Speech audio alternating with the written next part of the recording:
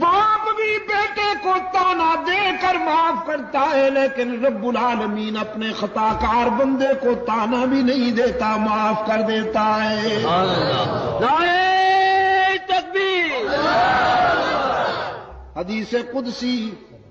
رحمت عالم صلی اللہ علیہ وسلم نے فرمایا، میرا رب کہتا ہے جب کوئی بوڑھا گناہگار شرمندہ ہو کر میرے در پہ آئے، وہ بوڑھا جس کی جوانی چونچلوں میں گزری، جس کا شباب علل تللو میں گزرا،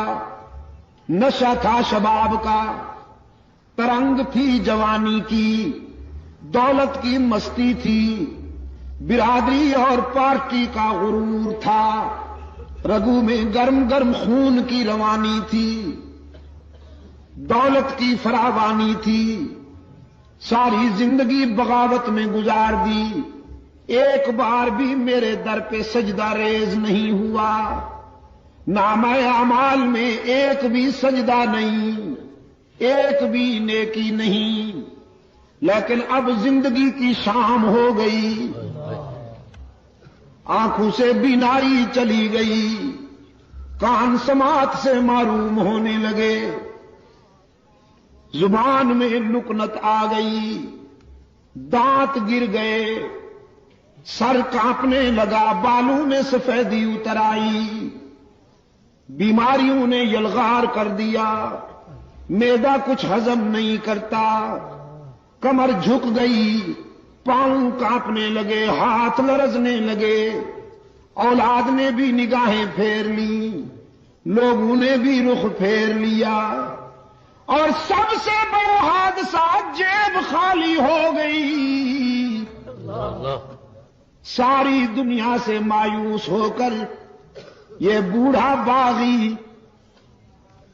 یہ بوڑھا گناہگار رات کے اندھیرے میں سب سے چھپ کر اللہ کے در پہ روتا ہوا آتا ہے کہ تنگ دستی کے جو عالم میں گھبراتا ہوں، پر درے غیر پہ جاتے ہوئے شرماتا ہوں، ہاتھ پھیلانے میں محتاج کو غیرت کیسی،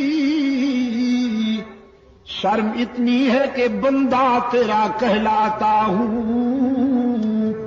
رب العالمین نے فرمایا میرے محبوب، میرے پیغمبر، بہت اچھی طرح جانتا ہوں اس بوڑھے کو، اس کے ماضی و حال کا ایک ایک نقش میرے سامنے ہے، لیکن آج میں اسے در سے اپنے در سے ٹھکراتا نہیں،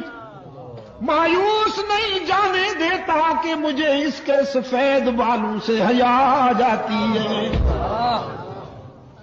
کہ اگر میں بھی اسے ٹھکرا دوں تو کہاں جائے گا، یہ بھول گیا میں کیوں ٹھکراؤں۔ ہاں بیٹا، چھوٹا سا بچہ اگر اپنے گھر سے ہٹ کر کسی دوسرے کے گھر پہ جا کے مانگے، پڑوس کے دروازے پہ کھڑے ہو کر مانگنے لگے، تو پھر ماں یہ تو نہیں کہتی کہ جاؤ اسی گھر میں رہو، تم نے ان سے مانگا کیوں، ان کے دروازے پہ گئے کیوں؟ ماں آتی ہے، اپنے لال کو اٹھا کر سینے سے لگاتی ہے،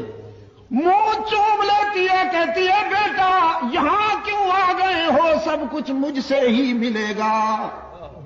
رب العالمین تو والدین سے بھی زیادہ شفقت کرنے والے ہیں،